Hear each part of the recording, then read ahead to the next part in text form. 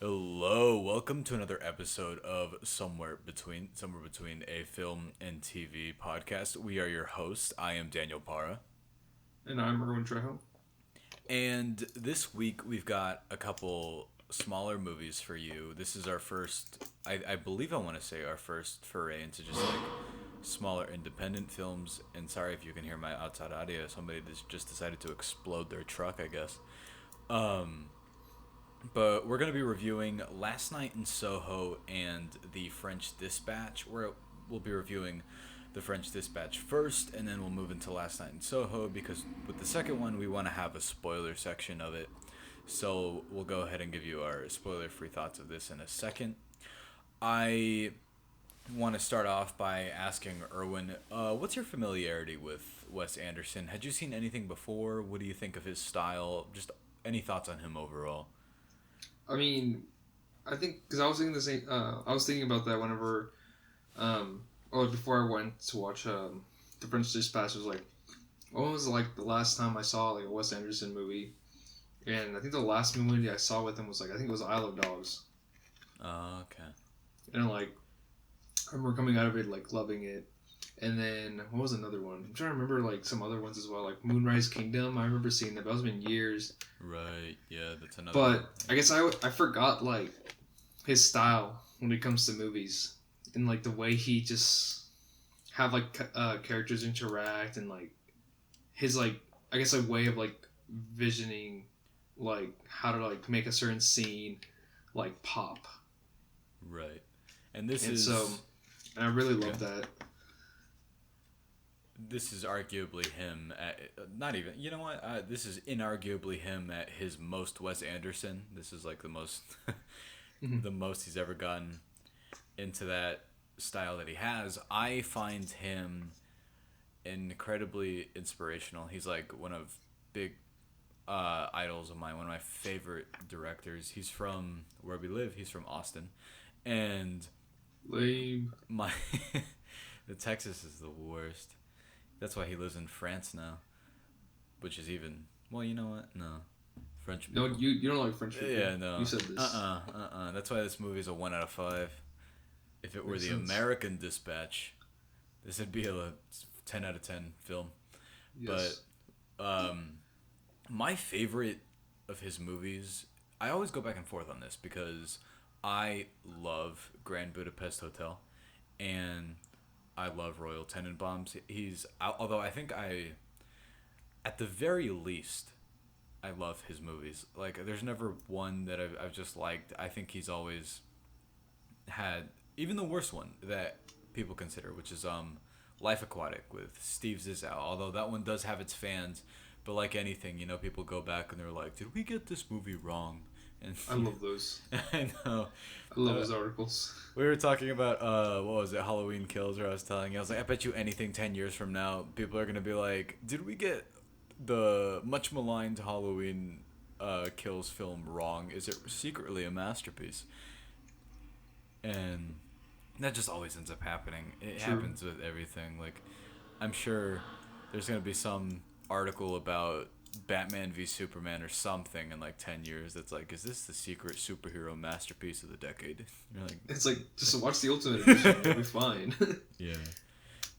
Is there something avant-garde about the 2.5 hour cut that like bounces all over the place and has some of the most insane editing choices in the world? No. I don't remember the 2.5 hour cut. Oh my gosh. I just remember the beginning being like, what? Yeah. But I don't know if you know the story behind like Wes Anderson at UT and everything, and how this film came to be.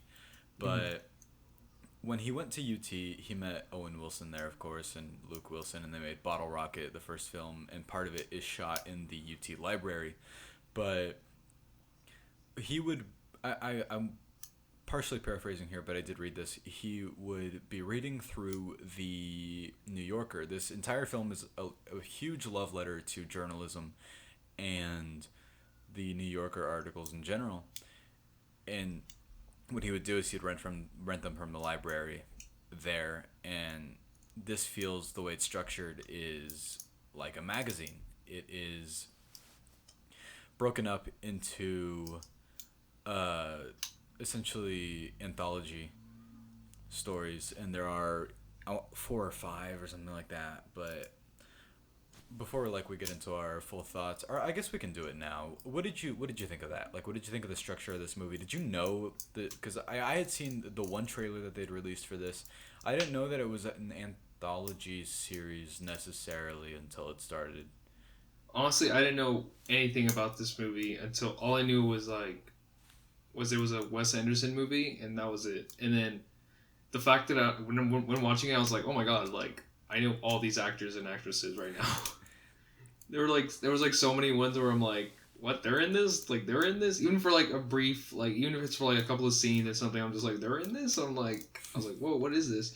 But like the structure of that movie, you're right though. It's definitely like it's literally like reading like a magazine or like a newsletter and everything. And it's just the way it's presented.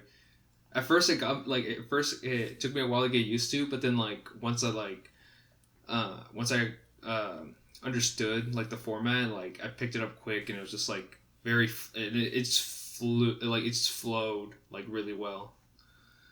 Right. Yeah. The Bill Murray's excellent in this. I was because you spend a lot of the movie, since it is each story. One has a central couple main characters. I was like, who is the main character of this movie though? And it to me it's Bill Murray. He's like the anchor of the entire thing. And something brilliant that they do in the way that this is structured is it'll show the story, and then it'll show his interaction, how that story came to be, Bill Murray and like the whoever's writing it. And since it is different people at each helm, the writing style is a little bit different for each one of them, because there's Francis McDormand with the Timothy Chalamet one, which we'll get into, the Benicio del Toro and Tilda Swinton one, the what's his name? I love him. He was Jordan in Wright. Jeffrey Wright. Jeffrey Wright. And that one is amazing. And then Owen Wilson is like the introductory sort of, this is how this world works, and it's not like you go into a Wes Anderson movie not knowing what it's gonna be like, but his whole, like, absolutely amazing, the first 5 minutes where it's sort of like laying out how this world works essentially. Really getting to like our thoughts though. What did you think of this? I loved it. Like I don't know. I guess like I was definitely more hooked. It was definitely some movie I would watch again just for like the intro part, because I was so confused with the Owen Wilson part for a bit. I was just like, wait, what's happening? And then, but like honestly, after that, that's when I was like, oh my god, like I was just in it. Like just after like the stories, and it just went through, I was just like, this is amazing. I loved like everybody's performances. I just loved. I don't know. I just loved everything from it. No, we're totally on the same page here, which is funny because we were both like, are we ever gonna disagree with anything eventually? I'm sure we will at some point, but like for now, not yet. And here, I love his artistry. I love the way he writes people, and something he can get away with is having actors in his movies for like 30 seconds, like. Willem Dafoe is in this. Yeah, I was just like, what? And he's in it almost to the point where you're like, was Willem Dafoe in that movie? Dude, Like, Edward Norton was in this movie. no, our friend Dakota, he leaned over to me during it, and he was like, is that Edward Norton? I was like, yep, that's him. But another thing that they do that I love in this is, it's funny because it's Wes Anderson. He's known for his color. I don't want to say 70%, but it feels like 50% of this movie is in black and white. But Yes. there's a reason I like for it a lot. So a lot of the movies in 4:3, but then it'll go into widescreen, or it'll go into full screen, or it messes with aspect ratio a lot too. And I like the idea that it since it is a magazine, it is print text. All the stuff that's in black and white, like it's up to your interpretation. Obviously, he does this thing where since Wes Anderson's movies don't exist in reality, they exist in their own reality. They're up to interpretation in a sense, but he has this thing that he does where scenes will be in black and white, and it's almost like the text is on, it's printed out. But if something important to that central character is going on, it'll go widescreen, it'll go in color. So whenever that happens, you understand, at least this is my reading of it, that you're like, this is important to them. Was there anything like specific that you noticed that you were like, that's a great use of, I don't know, anything really? Um, no, not really. Honestly, the moment you pointed out about the whole, I know like, whenever it first started, it was like 4:3. But like the moment you said like we went to widescreen, now I was like, just at this moment I was remembering like certain scenes where like it definitely went to widescreen. But I feel like it's like moments where like it's like the audience would like it's like be aware of it kind of thing. Right. Yeah. To me, it just like it hits you. Like Mm-hmm. another thing about his movies is since they're inarguably comedic, but they're very funny. This one's very funny, of course. I love the way characters speak to each other. Um, and one of the I was just thinking about Frances McDormand in this because she's excellent. And but I was like gonna ask you what your favorite one of these was in a second, but we'll get into it. Actually, yeah, let's get into it now. What was your what was your favorite one? Shoot, I'm trying to think. Honestly, I I don't know. I can't decide right now because I really love. I think it's just the performances that really stood out to me because I felt like the stories as a whole, like for like each one, like I just loved it like as like the same. But like I felt like performance wise is where I'm like okay they definitely shined more kind of thing. That's what like stood out to me the most, and like who took over like that story, you know. So like the Yeah. one with like Timothy Chalamet, I was just like, what is he doing? I wanted to bring him up because we were talking about how I believe you mentioned this when we were talking about Dune. You said you'd never seen him in anything comedic, and I said the only reason I'm going to disagree with you is because I've seen this movie, Yeah. and he is unbelievably funny in this. I think I was like I want to see him in more roles like this Mm-hmm. where he can really flex that because in this movie, since you do have so many central main characters, because it does change stories, I was like, I could see each of these stories. I was like, I could see these as a movie, full on.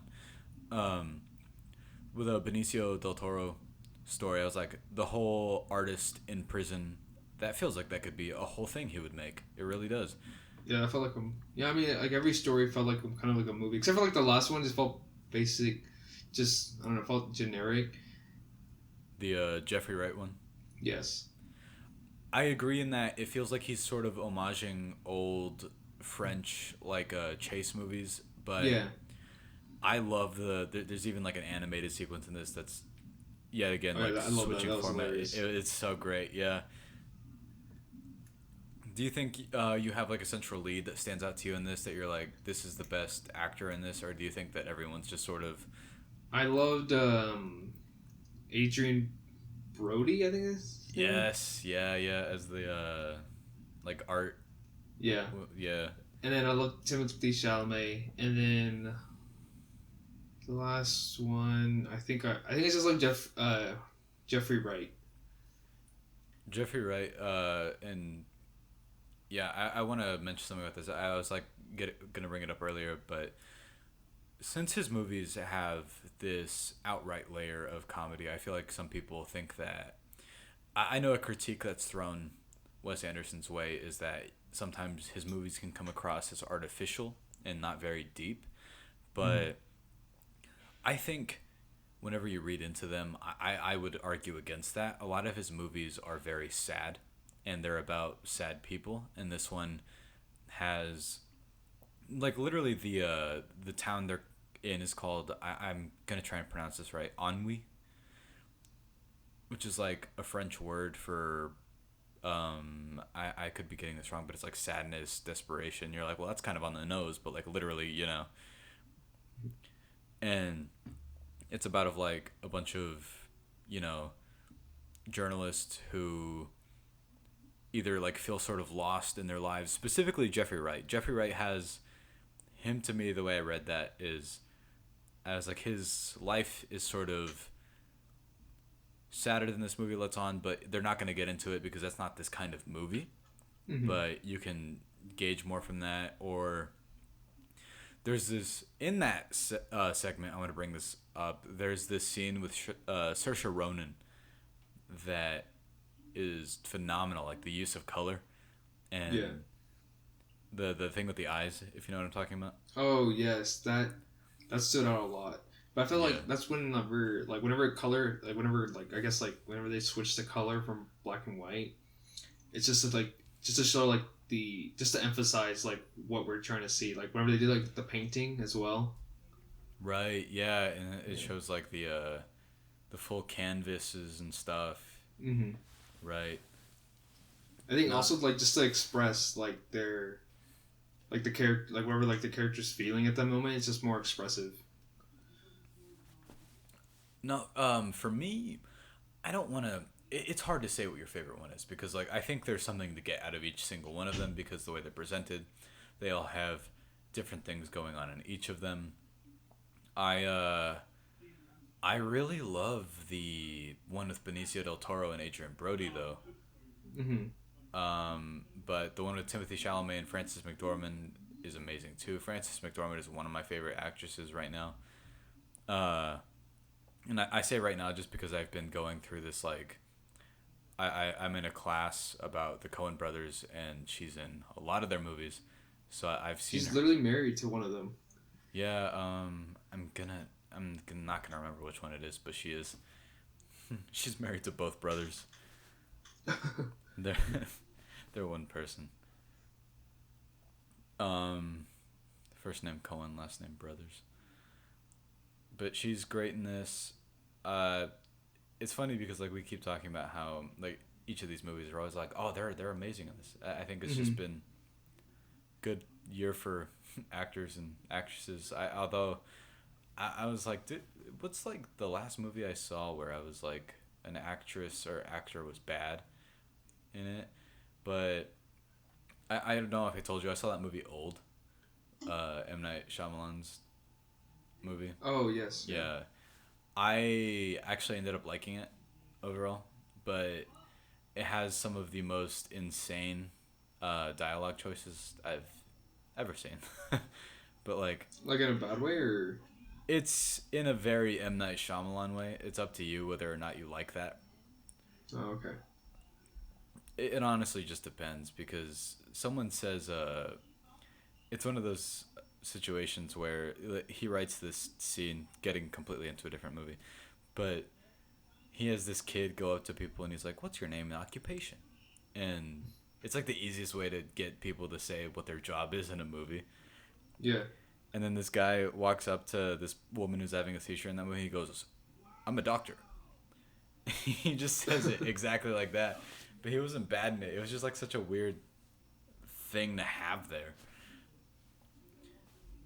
But going back to this, I loved it. I mean, it's yet again another one of my favorites this year. I was going back and forth a lot on this. I'd originally given it a 4.5 out of 5, but then I was like, I think I'm just doing that because I feel like I've given maybe too many 5 out of 5s. But honestly, who cares? It's I care. you're like You can only give three. only 3. Yeah. Well, shoot. This Dang, what sucks. did I give Dune 5 out of 5? This is outrageous. Well, I changed it. I was like, if there's even minor, this is with when it comes to ratings with me. If I give something a Mm-hmm. 5 out of 5, it is because on a personal level, I just I loved it so much. And even if there's like some slight issues with it, like I actually ended up bumping this up to a 5 out of 5. I'm not. That's where I am at with this, and oh no, I've hit 3. I can't give any more for the rest of the year. Hopefully everything sucks from here on out. You know, I But saw that trailer for the tragedies of Macbeth. it looks so Who's it? good. I forgot who's directing that one. Coen brother. One of the Coen brothers, just one. Yeah, just one. The other one retired. Like he literally retired because he was like, I'm good making movies. Dang, Which that is, sucks. I know it's insane. I was like, Yeah. you're two of the most talented people in the world, and then the other guy's just True. like, I'm sick of it. He's like, I'm good. Nah, that's what they always say. Then somehow they always come back. They're like, in that way they make some good marketing schemes. That's true. Like oh my god, the brother's back. Both brothers back. They're making. It's no like whenever like Tarantino's like he makes his 10th movie. It's like, all right, I'm done. 2 years later, Tarantino comes back.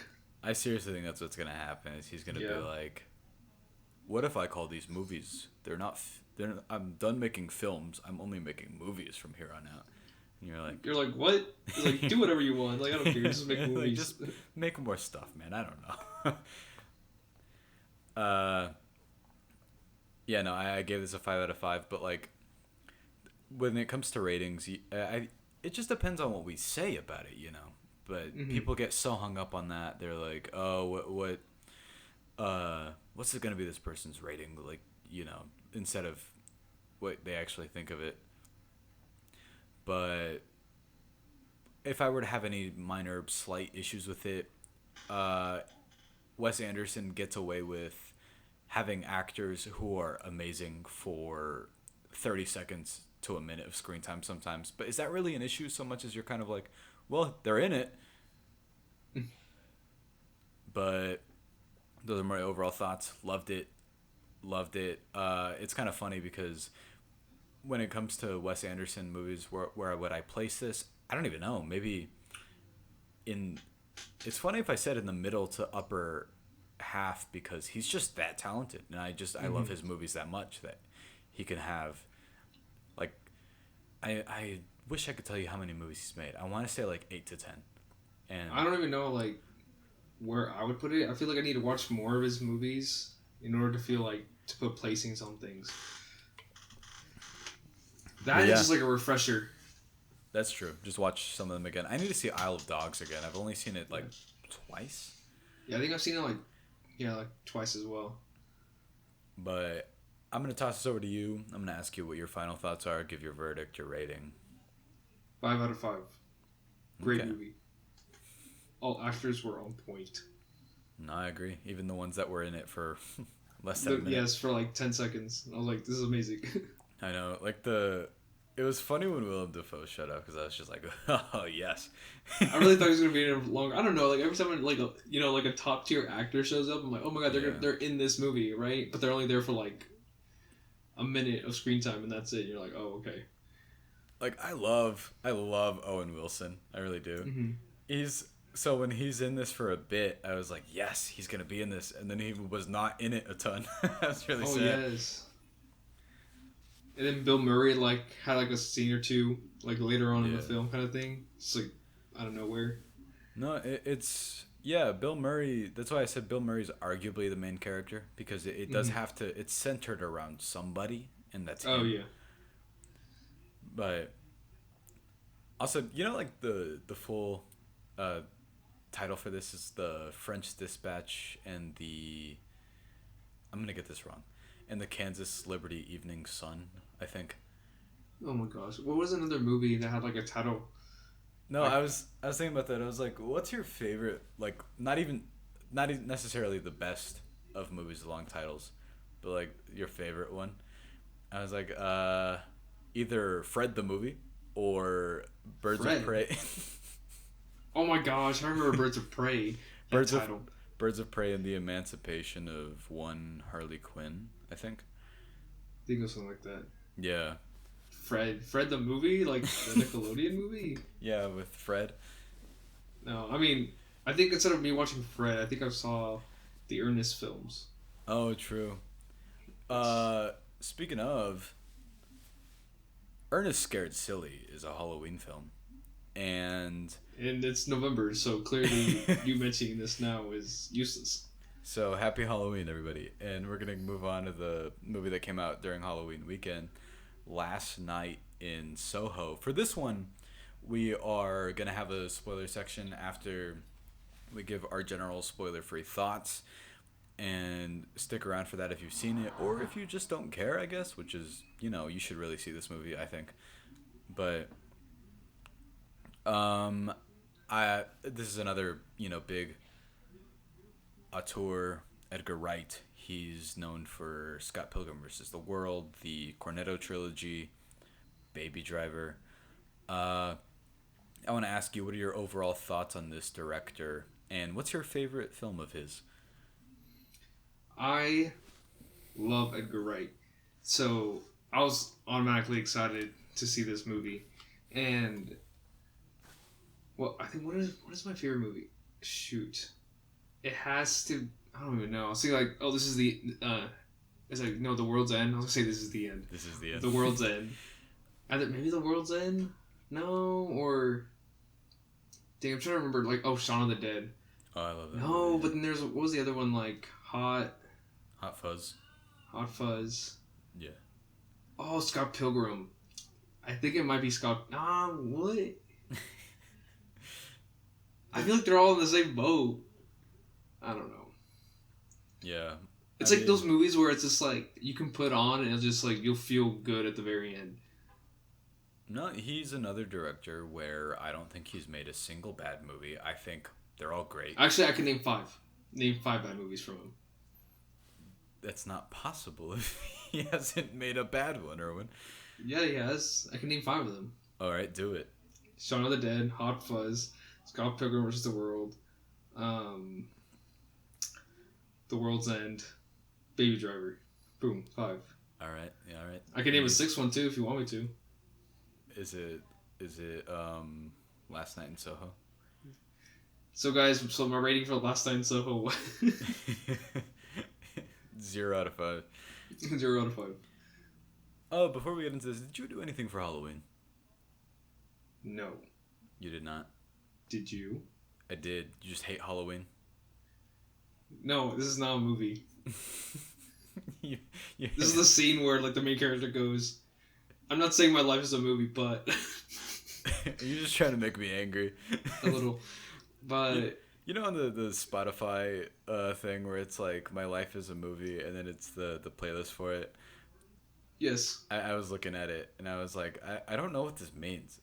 Dude, no, yes. just Okay, because like I thought like cause I was looking at it too, and like sometimes I would play it and then I'm like, what's this? Like the choices are so off. Like it doesn't flow well.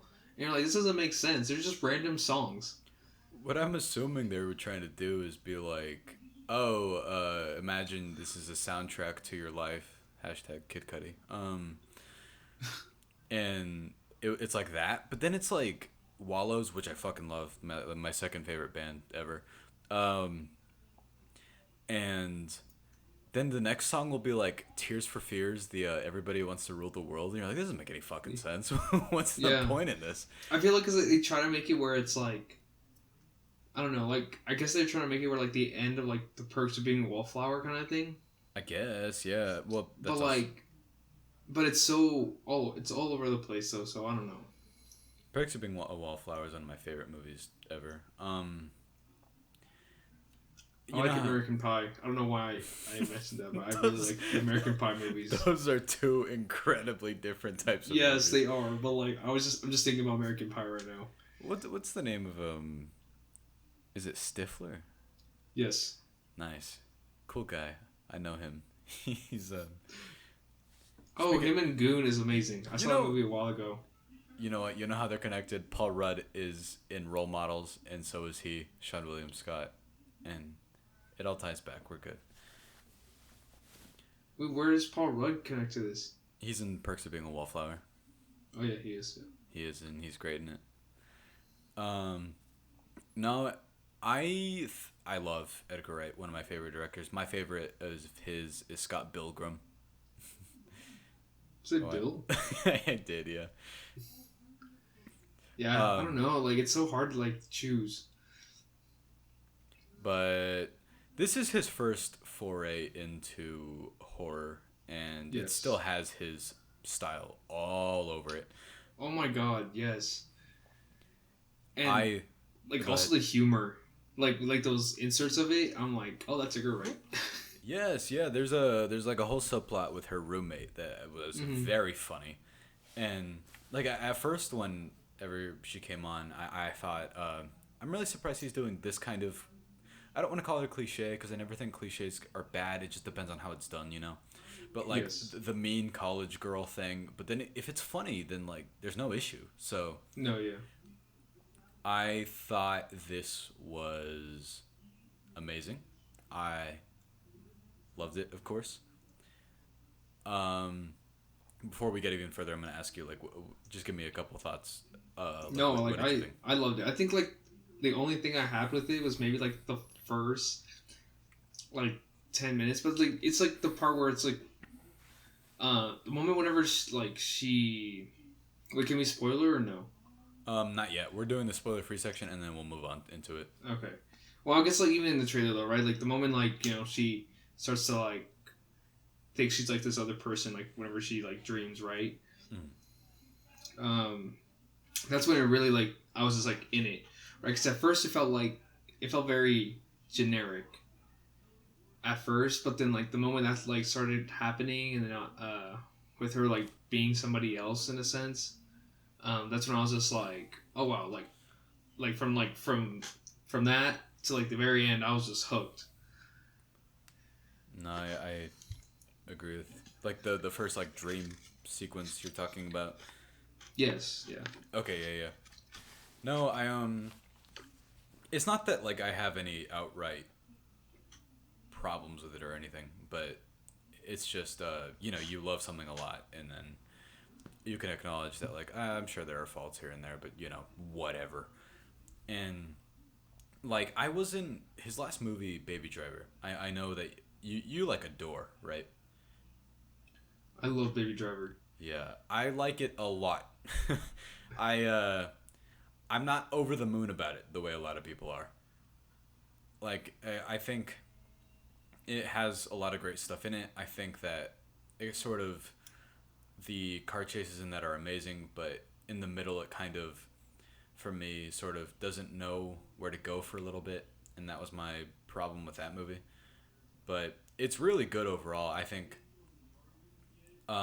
it's not that I even dislike it. Like I said, I think all his movies are great. Even it's just that like on that movie, I would think I would officially say is my least favorite of his that I've seen. Hmm. Because the only one his first movie he made I have never seen, and I didn't even know it existed until recently. And he also actually made another movie earlier this year, but it's a documentary called The Spark Brothers, I believe. And I've heard it's amazing, and I still need to see it, and I will. But no, I love this a lot. And getting into trailers, like you mentioned, did you think that it showed too much? Do you remember anything about it? Do you? Um, I think maybe a little bit. I think the very first trailer it didn't show much. Like at first, it didn't feel like there was much. Like it just showed like maybe like the first like 30 minutes. That's what it felt like, right? Right. Yeah. And then like you didn't know what like the main character was gonna do this and that. The second trailer I remember where it felt like you know how like the movie was gonna be structured. Mm, yeah. The You know, like the back and forth of the dreams, and then like going back in a. yeah, and then like yeah, like even in like the second trailer, you're like she's like I'm gonna solve this, you know, Yeah. and you're just like okay. So, when it comes to trailers, you and I talk about this all the time. Uh-huh. Speaking of, I could be wrong, but I'm fairly certain this is a Sony movie. Um, so It's always Sony. yeah. And Never share. this is always our frame of reference. Did you hear what I said? Is never share. Like share. Share, Yeah. like the singer. Yes. What about her? Like Sony and share. Oh, Sony. As Okay, so guys, so the fact that I had to explain it to Daniel made it not funny anymore. Mamma Mia. So I'm gonna let Daniel Here continue. we go again. She's in that movie. Yes, she is. I've seen it. You saw the second I one? loved it. You saw the second one? Did I? I don't know. You just said you did. I saw the first one. Oh no, I did see both of them. Yes, I have seen both of them. I thought you were lying to me about having seen Mamma Mia 2. Here we go again. When you've seen Mamma Mia 2, but you haven't seen more than like 3 Wes Anderson movies. Did you see there's a meme that's like a me when I say one of my favorite filmmakers, Wes Anderson, and it's like having only seen one Wes Anderson movie. And I think that's really funny. But no, the thing we always talk about like all the time is 2014, The Amazing Spider-Man 2. Bro, that energy I felt though watching all of those trailers was insane. I remember like just getting so excited and like so happy. Like, but I guess like, I don't know if like I don't know, for me though, I didn't realize like how much they were showing. It's the fact of seeing it all there in those trailers. You're like we're just getting so excited because you're like, oh my god, they're showing this, and that, and then little did we know they literally showed everything. Yeah, they showed it like first act, second act, third act in order. Yes. I don't know if you remember. And here's like the last like 5 minutes of the movie. Oh, true. Here's the last shot of the movie. Speaking of, when you do that, it drives me fucking nuts. I don't. Yes. Like, I'm actually really surprised. You know what movie did that came out this year? It was Black Widow. Like Black Widow has the like. Oh yes. It has the final shot, and I was like, Marvel never does this. We always credit how good they are at like marketing, and like and if you like went on the Fandango website whenever it was coming out, it was like the final shot of the movie was the like the promo thing that they would have whenever you buy a ticket. That's crazy. Same with Dune. Dune has like the last scene in the like the ticket thing. And I was like, that's insane. But I guess, I mean, if you don't know, then you don't know. Yeah, that's true. But going back to Amazing Spider-Man 2, I'm not going to credit to be the first one that said this. You know how much of like, how many minutes of the film they showed, like, officially? It was 42 minutes. They showed 42 minutes of the movie as marketing material. Dang, that's crazy. And that movie is 2 hours and 30 minutes or something like that. It's 2:22 to 2:30. Yeah. It's very long, but also nearly an hour is a lot of footage to show in marketing. And I remember the Super Bowl trailer was like 5 minutes long or something like that whenever it was first. And now it's like we don't even we try not to watch any like TV spots, no like long trailers and everything, because it's like you can't trust them anymore. No, I know. I think the last long trailer that I was like okay with was Justice League, but like that was Justice League before it was the whole thing was changed, and then that was it was like 5 minutes. I remember both you and I were texting each other when that came out. And we were like, still don't know what it's about. I mean, which is like it felt like a lot like in Suicide Squad though as well. Oh, like, right. Remember how, like, they released like 2 different kinds of trailers and like 2 different types of movies, and it's just like what? Well, that's a whole different conversation about how they sent the movie to the trailer house that cut it to look like it was more like Guardians of the Galaxy. Yeah. And that's why they recut the movie, and that's why there's a whole thing about like now release the Ayer cut, which I gotta be honest, I don't want that. Like, I don't need it. Yeah, I think I'm past that. Yeah, like the Snyder cut, I loved. I thought that was worth it. But to go through the whole thing again, nah. No, yeah. But getting back to this, the reason why I brought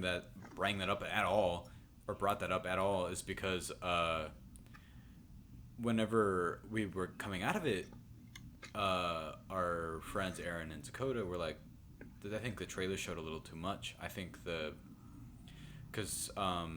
I think we'll get into it more in the spoiler section, because if you somehow have missed the trailers and still saw this, I guess another thing that like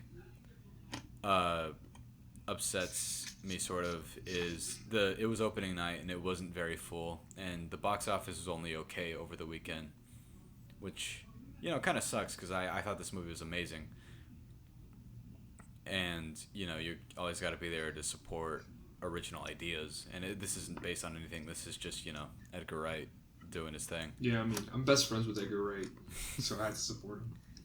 Evil Edgar Wright. Be like Edgar I know Wrong. Edgar Wright. Evil Erwin be like, I am friends with Edgar Wrong. What's he like, Erwin? Huh? We did the same joke with Jeffrey Wright. Who's dang. We're original. It's okay. Very. So, in terms of acting, again, Anya Taylor-Joy is in this, and she's marketed heavily. And then, but Thomasin McKenzie is like the main character of this. And I was like, where have I seen her? It was. Yeah, where have we? It was Jojo Rabbit. It was Yes, that makes sense. which she's amazing in, and then she was in Old, which I brought up earlier. But I saw Old like the day after I saw this because I was doing my Halloween thing, and I was like, I still need to see that, and it's at Redbox. I should go rent it. And I also rented Don't Breathe 2, which was really bad. Daniel couldn't catch his breath. I was like, I'm breathing just fine. I Don't breathe too. No. I will breathe. Maybe if this movie were better, I'd listen to them a little more. I did Old wrong. I was like, I'm still young. Entire movie. But I thought she was amazing in this. It's the type of performance where, to me, I was like, I want to see anything else you do. And I love Matt Smith, who I'd also seen in Doctor Who. I can't think of any other thing I've seen Matt Smith in. He looks like an alien. That's rude. He straight looks like an alien, dude. You want to know why? Why? He's British. So? It's because he's British. British people look like aliens? No, they just are aliens. But he's a good actor. Yeah, he's a great actor. He's I see him in The Crown. Which I haven't seen The Crown. It's great, and he's a total dick in, but which he's kind of like doing the same sort of role here. Mm-hmm. And Anya Taylor-Joy is one of my favorite actresses ever. I think that she's just like the more and more. Why? Why do you say that? Because she's incredibly talented. Okay. Do you remember the first movie you seen her in? Yes, The Witch. Yeah. But knowing who she was, the first thing I had ever seen her in was definitely The Witch. But like the first time I ever was like, oh, that's Anya Taylor-Joy was Split, I think. Oh yes. Oh no, mine was Mutants. The New Mutants. Oh yeah, the New Mutants. The one that you couldn't even remember the name of to make the joke. Okay, I haven't seen it. Yeah, I've been saving that. It's funny because I'm such like a superhero completist, and I still haven't seen the New Mutants. Yeah, me too. It's just the fact, like, I don't know. It's just like a movie that just like they'll just spit out from a studio, and it's like, all right, here, whatever, take it or leave it, kind of thing. You're just like, how do you expect me to watch something like this? You know? What do you expect me to do with this? What's so new about it? Nothing, I guess. I heard that, like, I don't know. I've heard things about that movie. I'm gonna see it eventually. Yeah. All I know, I just hope they make a reference to the X-Men. That's all. I mean, they must, right? They probably go, like that one guy who can read minds. They'll be like, they say that, or like that one guy who can control metal, you know? Did you see the guy in the news? He has claws coming out of him. Oh, like that one big green guy. Just say his name. You have the rights to say his name. Yeah, I still don't get that. Like, you can literally say it. It's the Amazing Bulk. Oh my god, I forgot about that. Dude. Jeez. When I remember that running scene. Oh yeah, like, the 5 minute, like the third act, the walking cycle. Dude, it felt longer. It felt long. Just that one sequence. Oh man. And that movie's like what, an hour 15, an hour 10, and that's like 5 minutes of the movie.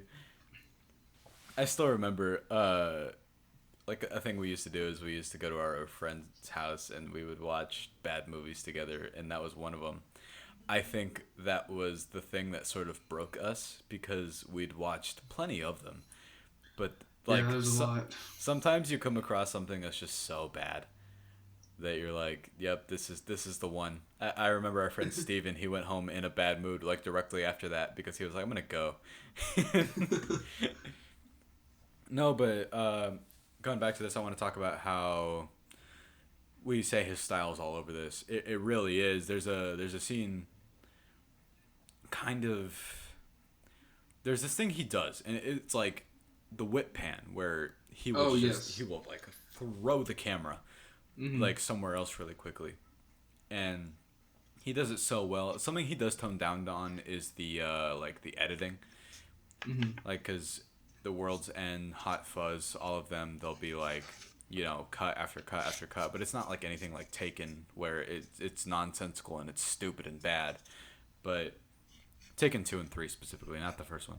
Um, but here, or like in those movies, it works really well because he's doing it for a purpose, and it's usually Mm-hmm. to make like a sight gag or to make something funnier. And he's really inspired by, I don't know if you've ever seen a Dario Argento's movie Suspiria from the 70s, I want to say. Oh no, I haven't seen that yet. I want to see that first before I see the new one. Oh, right. I liked it a lot. They're very different from each other. Different enough that I was like, okay, I'm not mad that this was remade or anything. Oh, okay. This is heavily homaging that.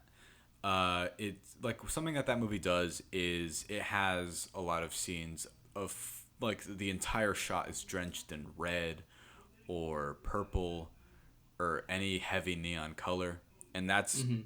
extremely present in this.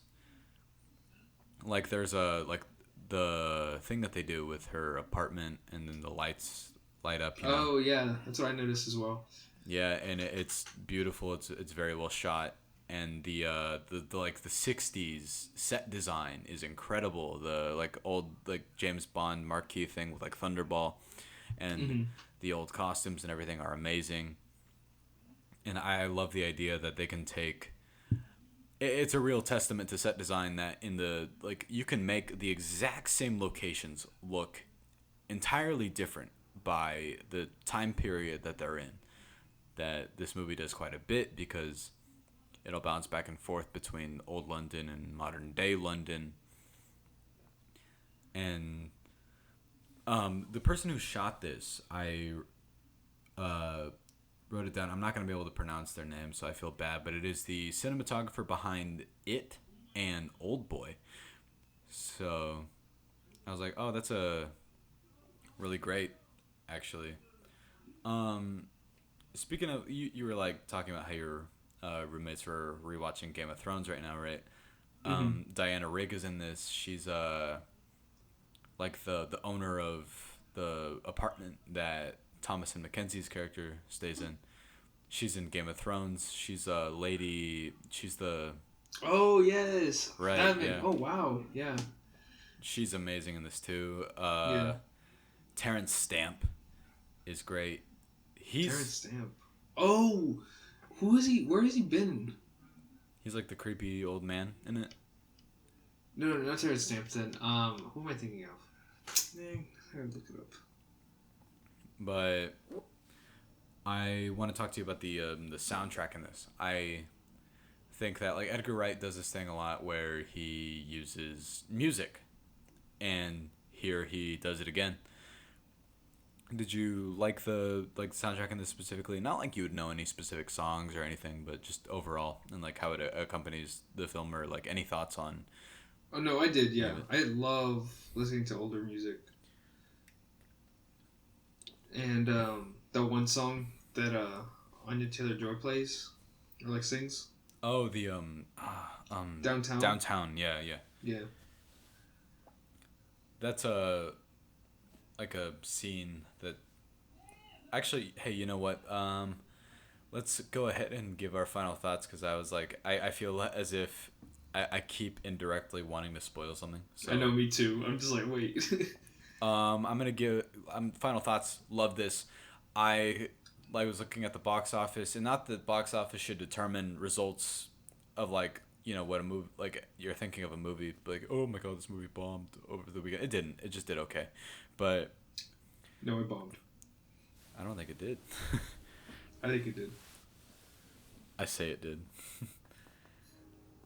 I dictate that movies just don't make $1 billion. Avengers Endgame made $1. Made $1. It made $12. My $12. You saw it like 5 times, that didn't you? Wasn't it like 5 or 6 or something? Jesus. Yeah. Yeah. It was a lot. More than 2. Get a load of that Erwin guy watching Avengers Endgame more than twice. Oh, hey, so you saw that movie, huh? Hey, guys, this guy's a big Last Night in Soho kind of guy. You like Edgar Wright, huh? No. You like his movies? No. Big Edgar Wright guy? Oh. You like going to the movies? Leave me alone. No, I love this too. I'm gonna go ahead and give this a 4.5 out of 5. I just think that like I want to ask you like what you were talking about with the beginning in a second before like we get into it, because I'm curious. It's not like anything I thought was indirectly like had issue with. I just thought that. No, you have an issue like, with it. That's why you're bringing it up. How dare you? How dare you criticize me? We're here to criticize these movies, not each other, sir. Erwin, you want to give your final thoughts? Yeah, so So I love this movie as well. But I don't love it as, I guess, I don't know. I feel like I loved it still, but like I guess it's not something that like impacted me a lot, I guess. But I'd still give it like a 4 out of 5. Okay. Yeah. Yeah. Thank you guys so much for listening. If you're not gonna go ahead and stick around for the spoiler section, I am gonna say, go ahead and follow us on social media. Let us know what you think. We really want to know. You can follow me at Para323 Para on Twitter, and Erwin. Erwin. At Erwin.Trejo. On Instagram, right? Yes. All right. Yeah. Once again, thank you guys so much for listening. We are transitioning into our spoiler section. So I want to complain about something really quick. Not the movie itself.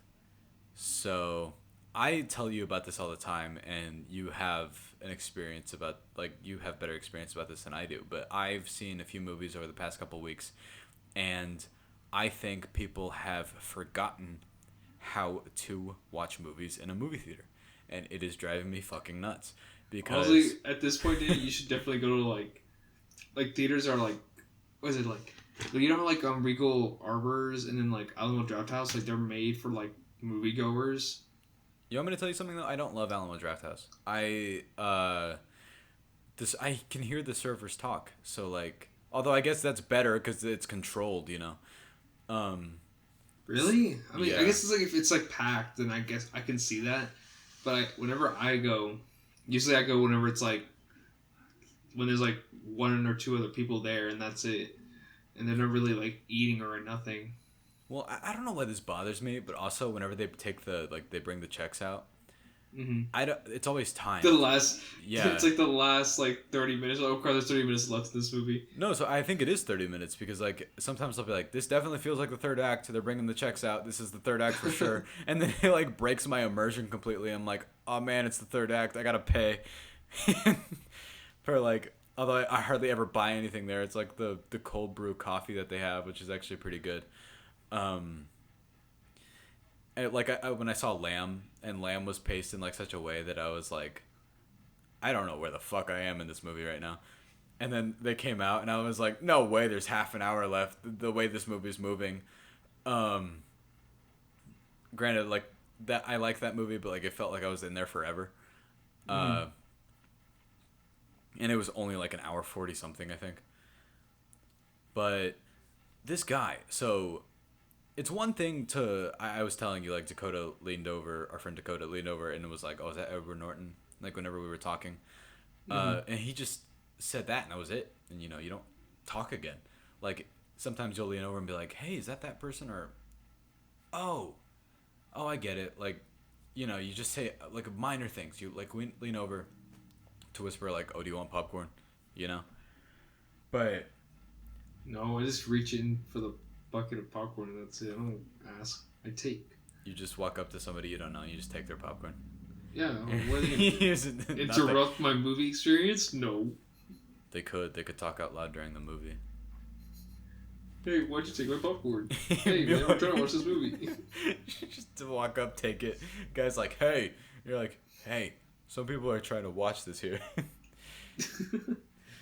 No, but this dude was just talking out loud. Like, he was right behind us. The funniest thing, it's funny in retrospect, but while you're watching it, it's like a movie you've never seen. Of course, you're loving it, or at least I was. But like, he turned his flash on in like a dark theater, and that's so embarrassing. I would not.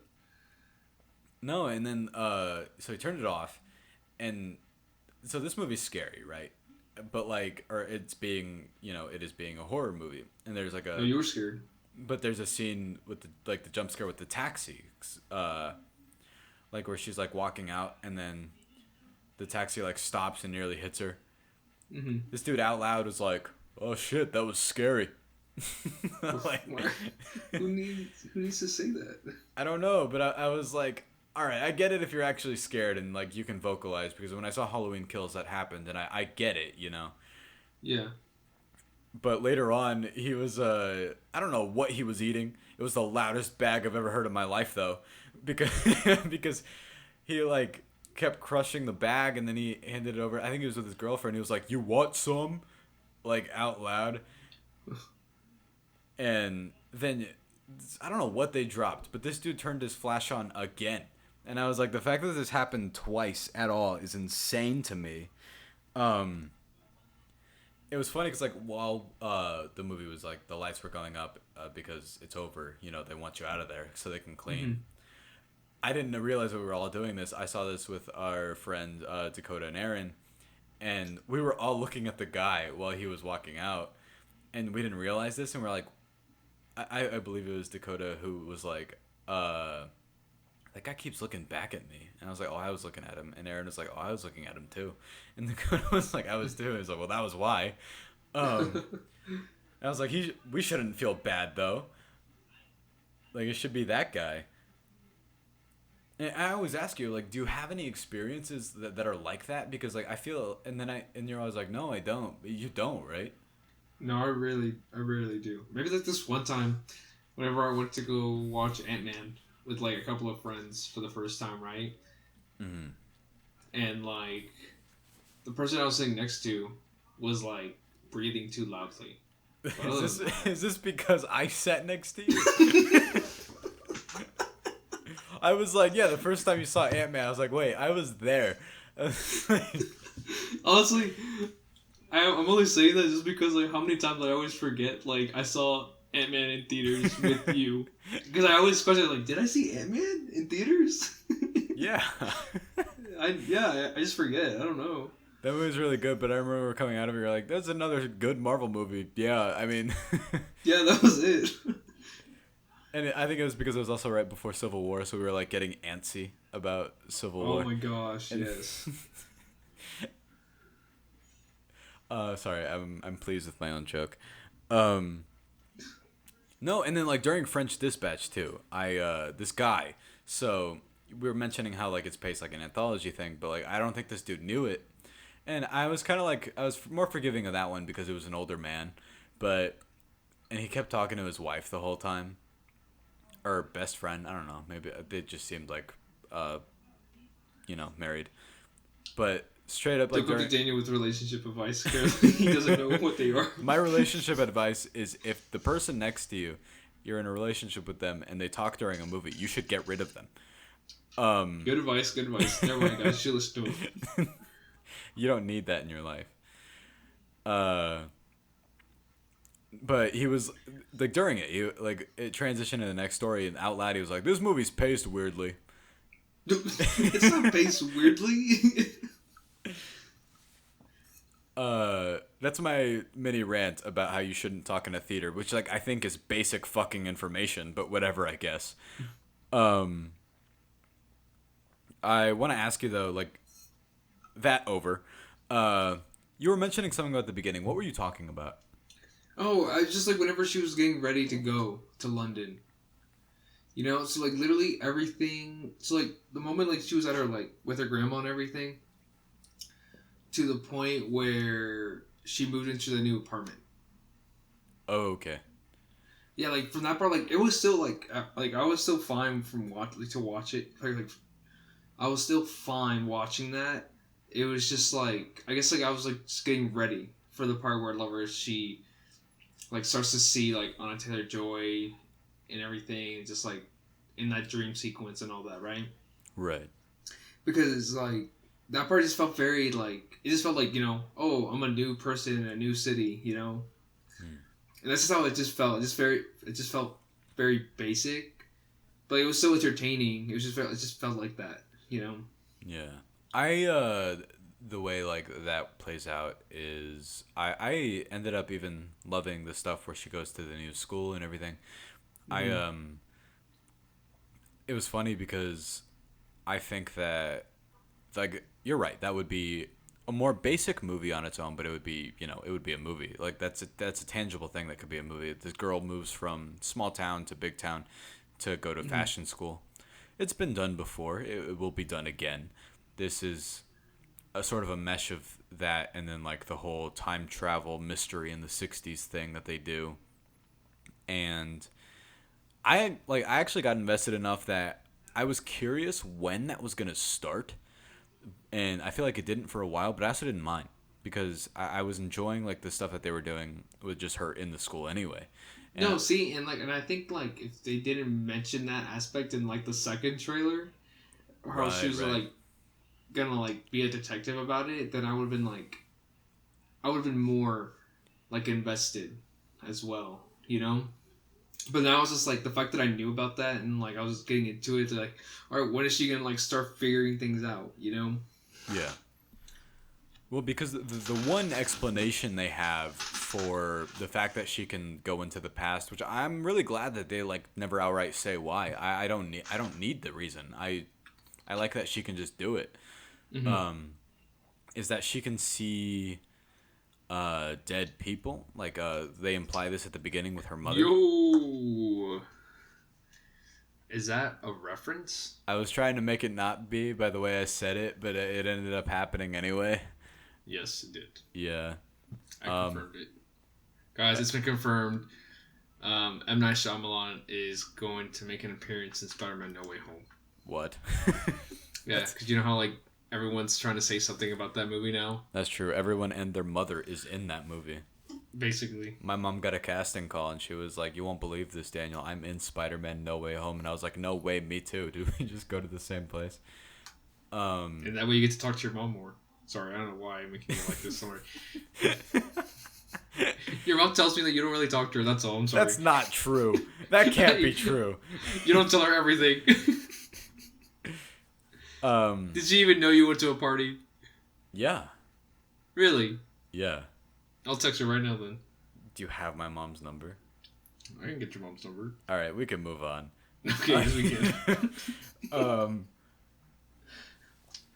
no, but like that's another thing when it comes to marketing is I don't know how people do it that they can manage to just not see trailers. I guess show up late to a movie.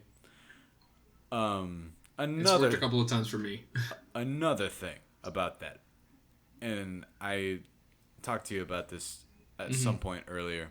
Have you ever been late to a movie? Ever? Like, have you ever walked in during a scene that's opening? Oh, I hate no. I would hate that. I would feel like I'm not gonna watch it then. Like I would just end up like not showing up then if I knew I was gonna like be late to like even like the first scene. Yeah. No, I would straight up refund my ticket and I'd go either the next day or I would go to the next showtime. I would wait. No, yeah, I would do the same. But it happened to me one time. That I missed the opening scene of a movie and it was actually This Is the End, the Seth Rogen movie that you almost called The World's End earlier. And the reason why Why'd you bring that up? You because didn't have to bring up the fact that I messed up. because it ties At least back to I Alien. saw the movie from beginning to end. Whatever. And like watching it again, I was like, oh thank God, I only missed like the first minute. But what happened is I was like demanding my dad to take me to see it because we were like 14 years old at the time. And when that movie was over, my dad was like, "This is one of the worst movies I've ever seen in my life." And I was like, And then you and I go, "This is the best movie of and my I was life." like, "This movie's incredible, yeah," and it still is. Yes. It still upsets me that my dad thinks that about that movie. But people walk in during opening scenes all the time, and I'm always like, "Do you know what's going on? Do you... And it happened here too. It was actually that same guy that kept talking the whole time. It always sucks too whenever it's the person that's late that talks the whole time because the scene's like starting and you're like, all right, this is good, this is fine, and then you're like, it's you, the person that fucking showed up late. I have a problem with you. And then I don't know if you've ever had an experience, regardless, maybe you were in a bad mood, that sort of affects your critique on a movie. Like say, I think one that you once had that you told me was what, Age of Ultron? Whenever How dare you bring up our good friend Jeremiah? well, I'm bringing it up like to ask you that had you ever had anything like not even Nope. the movie itself? Nope. Never. You're not gonna get into the one I just brought up. No. I wasn't there. I don't know what you're talking about. All right, I guess Erwin doesn't want to talk about this, so. Fine. I came when Age of Ultron ended. I was like, "This movie's amazing," and then I turned to my good friend Jeremiah, and he was like, it was okay." And then there goes my review of that whole movie. It went from an A to an F right there and then.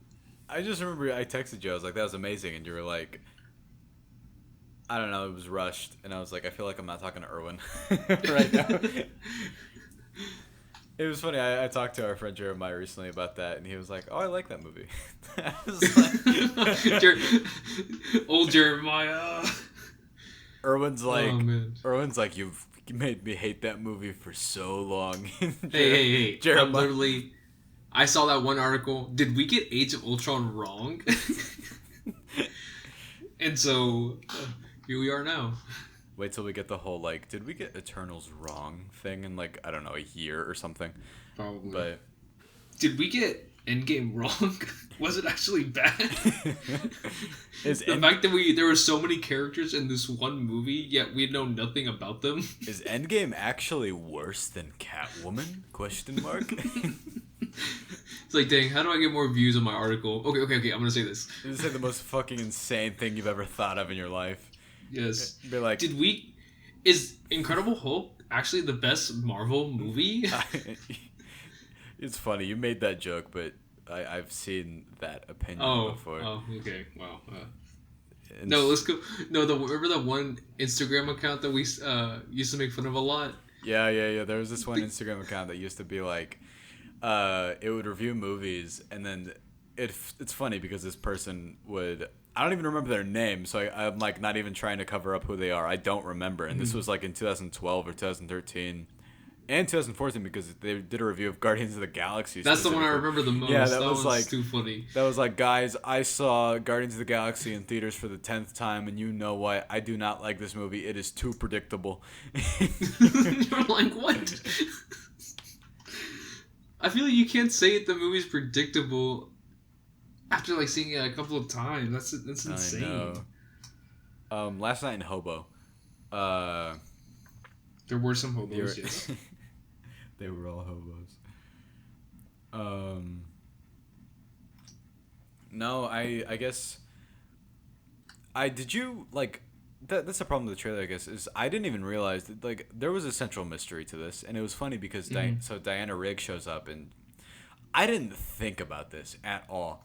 I was just like, she has the same cheekbones as Anya Taylor-Joy. It was just a thought I had in my head, and then. Oh, so you're saying you guessed it? You're smarter than the movie. No, I just like that. It was a thought. You sound like Jack.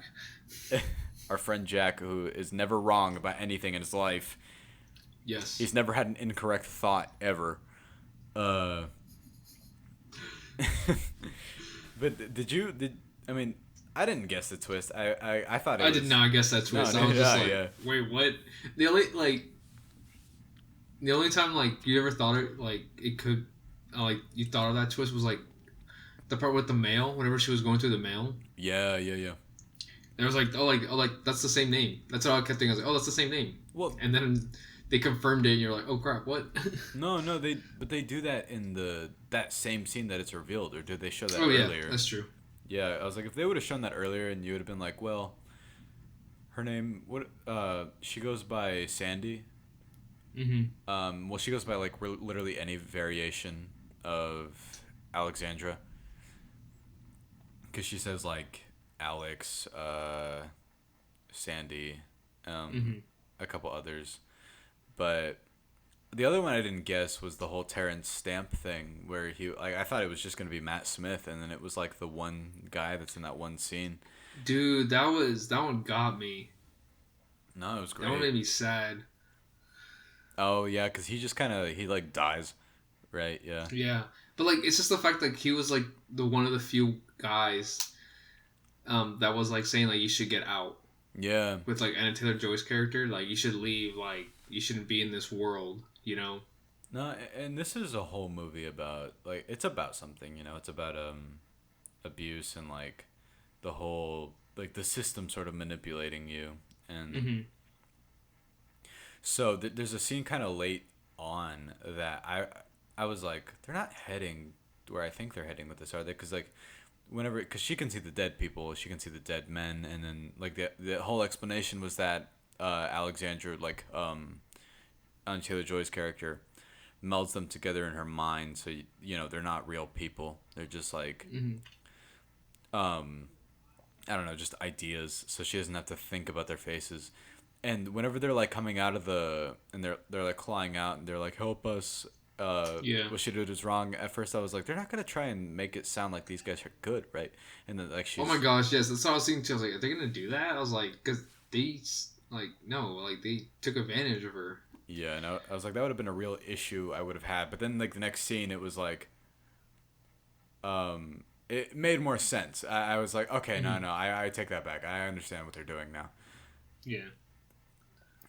I what I want to mention is because you said that like you loved it, but it didn't fully impact you. I think I'm not gonna like try and fill your articulate your thoughts for you, but is it because sometimes what Edgar Wright does is this is also we mentioned this with Wes Anderson, a critique of theirs is that sometimes their style like overrides what a character can be feeling so much that Mm-hmm. it doesn't like dig deep into what they're thinking. Like in terms of overall character for myself at least, I would have Yeah. liked a little bit more to the boyfriend, Oh the yes, guy, yeah.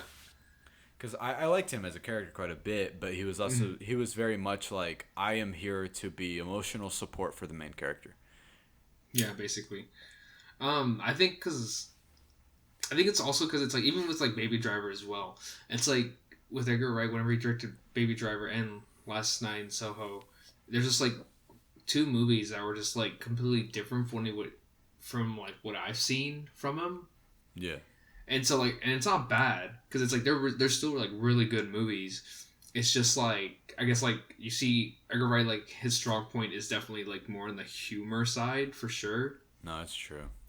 And so like I guess like that's what it is. So like every time like I don't know, like that's like the one thing I'd like that kind of sucks, I guess, because it's like I'm trying to think of like another director, like if they made like another, I guess like okay, let's say like David Fincher, right? Right. And and like his style of movies, right? He does like a lot of thrillers and just like very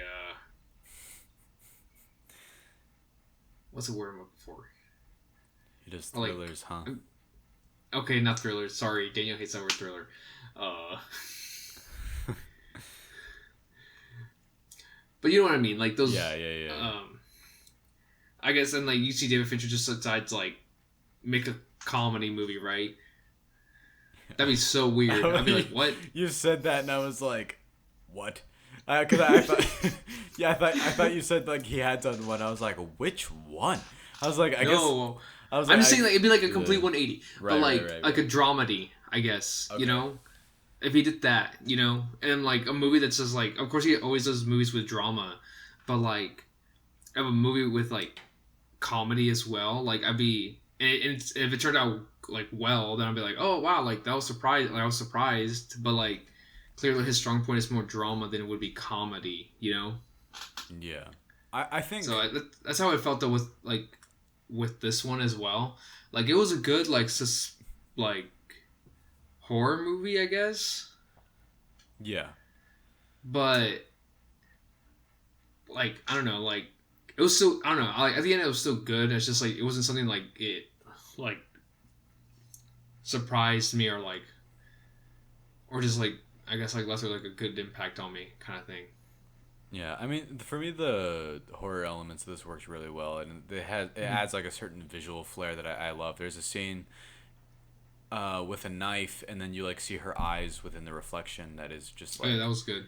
That was a good scene. beautiful, yeah. And then like the third act where she's walking up the stairs and like the glass is shattering is beautiful, and there's this behind the scenes thing. Like this is why Edgar Wright has such a like penchant for in camera effects. I can't tell you like if this is all in camera, like their reflection, and it's Thomas and Mackenzie up against Anya Taylor-Joy in the mirror. But the scene where they're dancing in the dance hall, and it's just like, Well, that's amazing. I was thinking about that whenever like that scene happened. Where I'm like, how did they like shoot that? I saw a behind the scenes video of it, and it was a lot of them bouncing under each other and going back and forth, and I was like, the fact that this is in person at all, blowing my mind. Yes, that's crazy. No, I overall I loved this. I has a couple minor things here and there just because Edgar Wright's new to this particular genre, and although I guess Hot Fuzz, World's End, and arguably Shaun of the Dead is a horror comedy just because it's based in zombies alone. But this is his first like real attempt at the genre, and would I want to see him do it again? Absolutely. I want to. Not. You don't want to see it? No, I do. Okay. I just wanted to say not. Edger. I want to see Edgar Wright readapt the Ernest movies. Me too. I think he should. Which one do you think he should do first? I think he should do Ernest Goes to Camp. Stop saying okay. This is dumb. I haven't seen any of the Ernest movies, and Daniel hasn't seen any of the Ernest movies as well. You don't know that. What? I could name them all in order. Fine. I've seen every episode of Star Trek. All right, maybe you have. No, guys, I haven't. Okay, don't tell me anything Star Trek. I don't know much about Star Trek. Everyone's like, do not speak about Star Trek to me. I don't mind. Okay, you can speak to me about it. It's just I don't know anything about it. But you've seen every episode of it, right? Yes. All right. Yeah, that about sums up our thoughts, I think, unless there's any final statement you want to make. No, I'm okay, thanks. All right. Once again, thank you guys so much for listening. What's up next on Eternals is next. Very, very excited for that. Ugh. It's gonna feel like I can't say it, sorry. I was like, Erwin loved this joke so much the last time he made it. He's gonna make it. Oh, again. I did? Yeah. Oh, what if You were like, what if I remember exactly what you said. You were like, this movie's gonna feel eternal, and you took forever to say it. I remember. Dang, that's me right now. Evil Erwin would be like, I'm gonna say the joke without laughing. Dang, that's true. It's alright, Erwin. I think you're very funny. Evil Daniel will be like, Erwin, you're funny. I just said it. Yeah, you're Evil Daniel. Oh, right. Yeah, I said that to you earlier and you got mad at me. I was like, good Erwin be like, I can finish a joke without laughing. All right, yeah, that's up next. I want to thank you guys so much for listening. We are going to go ahead and get out of here. But once again, you can follow us on social media at Para323Para, and you are. I'm Para323 Para as well. That's not true. He is at Erwin.trejo on Instagram. Thank you guys so much for listening. We'll see you next time.